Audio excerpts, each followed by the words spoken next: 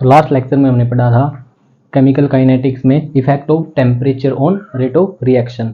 सो उसको आगे कंटिन्यू करते हुए आज हम आगे पढ़ेंगे अपोजिंग रिएक्शन क्या होते हैं, अपोजिंग रिएक्शन कितने टाइप के होते हैं। जैसे फर्स्ट ऑर्डर की रिएक्शन है opposed by first order reaction, first order reaction opposed by second order reaction, और second order oppose by first order, और सेकंड ऑर्डर रिएक्शन है जो oppose by second order reaction.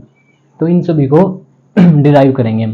तो सबसे पहले अपोजिंग रिएक्शन होती क्या है, क्या होता है, रिएक्टेंट है जो आपस में रिएक्ट करके प्रोडक्ट की फॉर्मेशन करते हैं, और उसी टाइम क्या है जो प्रोडक्ट है वो क्या देगा हमें, yield to reactant simultaneously under same condition. Means उसी टाइम पर तो क्या हो रहा है, रिएक्टेंट है जो कन्वर्ट हो रहे हैं प्रोडक्ट में, और प्रोडक्ट है जो कन्वर्ट हो रहा है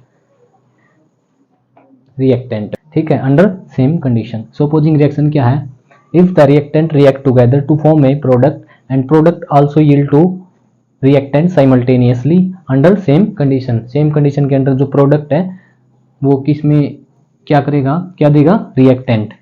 मींस जो रिएक्शन है वो प्रोसीड होगी दोनों डायरेक्शन में, फॉरवर्ड डायरेक्शन में भी और बैकवर्ड डायरेक्शन में भी। सो इसमें हम आगे पढ़ेंगे अब फर्स्ट ऑर्डर रिएक्शन है जो oppose by first order reaction.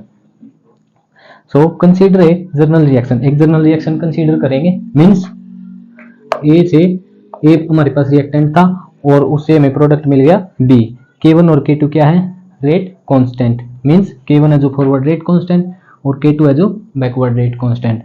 Suppose करते हैं initially concentration of reactant A, means जो रिएक्टेंट था उसके कंसंट्रेशन को हमने कंसीडर कर लिया A।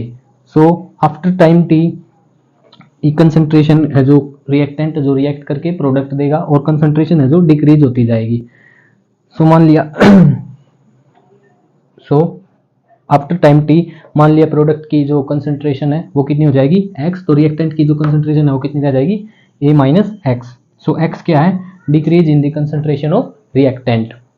उसके बाद रेट ऑफ फॉरवर्ड रिएक्शन है जो उसको कैसे लिखेंगे, forward rate constant into concentration.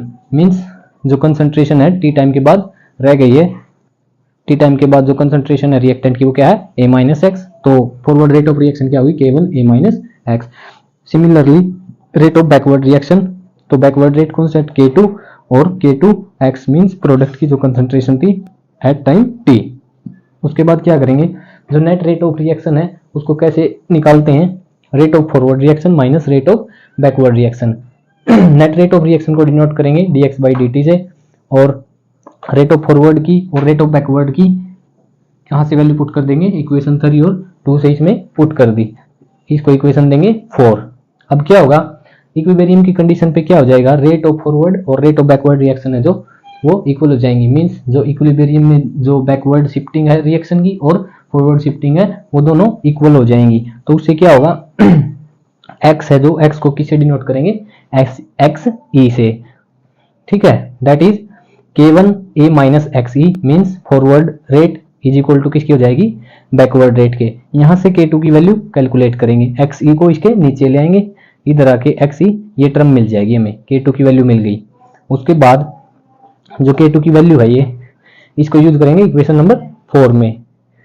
So equation number 4 से क्या हो जाएगी हमारे पास, net rate dx by dt K1 a minus X minus K1 a minus x E into ये वाला x और डिवाइड बाई में एक्स ई की जो K2 की वैल्यू है वो पुट कर दी हमने यहाँ पे।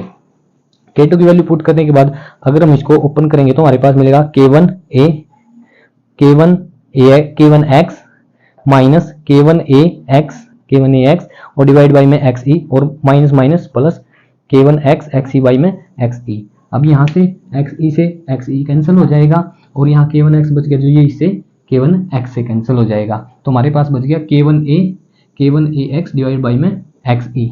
अब K1 a है दोनों में से कॉमन ले लिया, और एक्स ई एलसीएम लेने के बाद हमारे पास ये टर्म आ गई, इसको इक्वेशन नंबर मान लेते हैं 6। सो हमारे पास जो dx by dt K1 a x e minus x और divide by x e equation 6 आ गई। अब इक्वेशन 6 को जब इंटीग्रेट करेंगे तो हमारे पास क्या आ जाएगा, dx एक्स ई बाई में x e minus x. Means क्या कर लिया, x वाला इकट्ठे कर लिए और दूसरी टर्म एक साइड कर ली। उसके बाद अगर इसको इंटीग्रेट करेंगे तो हमें मिलेगा minus x e l n x e minus x means यहाँ पर इंटीग्रेशन का कौन सा फार्मूला यूज हो गया है, एल एन ए बाई में a minus x means l n a by में ए माइनस एक्स, ये किसके इक्वल होता है, minus a l n a minus x के। ये वाला फार्मूला है जो लॉग की प्रॉपर्टी है, जो ये प्रॉपर्टी है जो यूज हुई है। उसके बाद इसकी प्रॉपर्टी यूज करने के बाद minus x e l n x g minus x, और इस साइड क्या आ गया, K1A प्लस में इंटीग्रेशन कांस्टेंट आई। अब इसको दे देंगे इक्वेशन नंबर 7। उसके बाद इनिशियली जब टाइम 0 था तो जो प्रोडक्ट की फॉर्मेशन है वो भी 0 थी, मतलब कंसंट्रेशन ऑफ प्रोडक्ट 0। सो आई इसमें 0 पुट कर देंगे, टी की वैल्यू और x की वैल्यू 0 पुट कर देंगे तो क्या मिल जाएगा हमें, i is equal to minus x e l n x e, क्योंकि x तो है 0 था इनिशियली।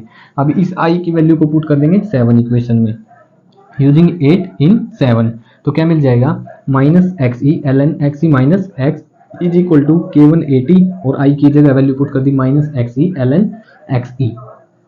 ठीक है, उसके बाद K1AT, यहाँ से K1AT को एक साइड रख लिया और इसको ले जाएंगे दूसरी side, minus x e l n x e minus x, तो ये तो इधर था यूं का यूं, और ये इधर आके प्लस का हो गया x e l n x e. उसके बाद इसको लिख सकते हैं K1AT x e l N. अब इसमें से x e l n common ले लिया तो अंदर क्या रह गया, एक्स ई प्लस वाला पहले लिखा है और माइनस में ये वाला x e minus x, x e minus x e minus x. ठीक है, उसके बाद K1AT, यहाँ से K1AT is equal to, log की प्रॉपर्टी होती है m minus n is equal to m by n. So x e l n, ये l n x e minus x e minus x था, तो यहाँ पे क्या हो जाएगा, एक्स ई बाई में एक्स ई माइनस एक्स। ठीक है, उसके बाद इसको लिख सकते हैं, K1 की वैल्यू निकाल लेंगे यहाँ से, AT नीचे चला जाएगा। ठीक है, K1 एक्स ई बाई में AT l n x e by में एक्स ई माइनस एक्स। उसके बाद इसको दे देंगे इक्वेशन नंबर 9। उसके बाद हमें पता है जो इक्विलिब्रियम की कंडीशन है उसमें क्या होता है, रेट ऑफ फॉरवर्ड है, जो forward rate of forward reaction is equal to होती है रेट ऑफ बैकवर्ड रिएक्शन के। सो फ्रॉम इक्वेशन 9 क्या करेंगे, इक्वेशन 9 का बाद में यूज करेंगे, पहले क्या करते हैं, एट इक्विलिब्रियम की कंडीशन पर क्या था, जो concentration of reactant is equal to concentration of product. So K1A minus x e is equal to K2 x e. तो उससे क्या हुआ, K1A यहाँ से वैल्यू निकाल लेंगे, K1A इसको इधर लेके जाएंगे अंदर मल्टीप्लाई करने के बाद, तो क्या जाएगा, और XE कॉमन ले लेंगे, K1 प्लस K2। सो उसके बाद K1 प्लस K2 की यहाँ से वैल्यू निकाल लेंगे, K1 प्लस K2 की वैल्यू निकालेंगे तो K1A डिवाइड बाई में XE आ जाएगा। अब क्या करेंगे, इस K1 की जगह 9th इक्वेशन से K1 की वैल्यू पुट कर देंगे using value of K1 from equation 9। So K1 plus K2, उसके बाद ए बाई में एक्स ई यू का यू, और K1 की वैल्यू क्या है, x e divide by AT l n x e divide by में x e minus x. So A1 by x e u का यू, K1 की value put कर दी x e by AT l n x e minus x e by x e minus x. So यहाँ से क्या हुआ, ए से ए cancel हो गया, एक्स ई से एक्स ई कैंसिल हो गया, तो हमारे पास फाइनल जो रिजल्ट है वो क्या आ गया, K1 plus K2 1 by t l n x e by में x e minus x. So ये था हमारे पास first order oppose by first order reaction. Next lecture में करेंगे first order oppose by second order reaction.